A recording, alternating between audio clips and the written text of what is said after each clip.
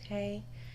Um, it's late at night, but I wanted to finish my vlog with the part 3 of where I left off on part 2. So, basically, I discharged from the hospital, and that morning wasn't feeling really well. Breathing was short, inability to really walk, and so me and the Coven, made a decision that we need to go back to the ER.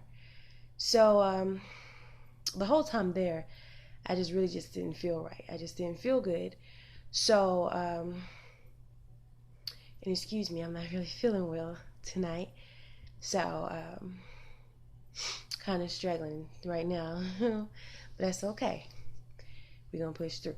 So, basically, struggled the whole way there. I think more so my nerves got to me because I knew something wasn't right. And so we finally get to the VA, and we're walking up to the entrance, and my legs just kind of felt really, really weak.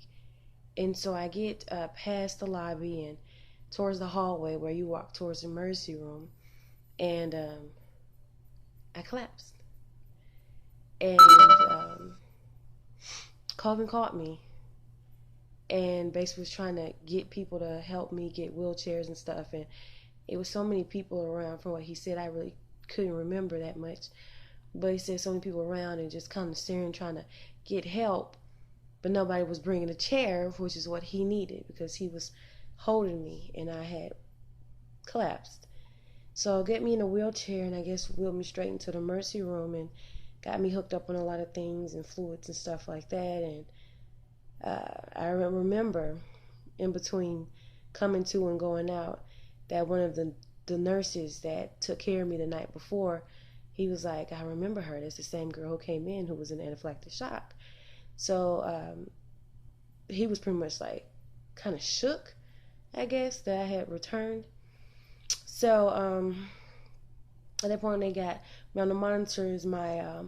My heart rate was dropping and escalating and dropping and escalating, and my blood pressure was sky high, and my iron levels was dropping, hemoglobin was unstable. And at that point they was just like, basically I had a reoccurring anaphylactic shock was happening, and the swelling was in my chest because my chest was hurting me and I couldn't catch my breath, had me on oxygen and all that stuff. And so stayed in the hospital a very long time to get me stable.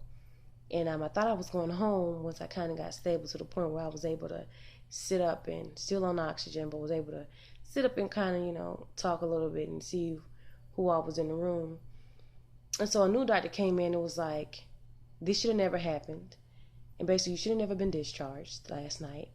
And so we're going to keep you. So I was like, okay. They kept me for 4 or 5 days because at nighttime my heart dropped extremely low to the point where like the sirens and stuff was blinking.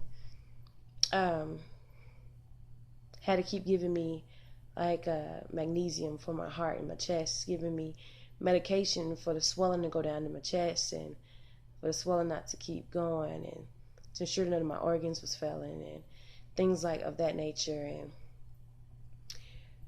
I never wanted to just stay in the bed. I didn't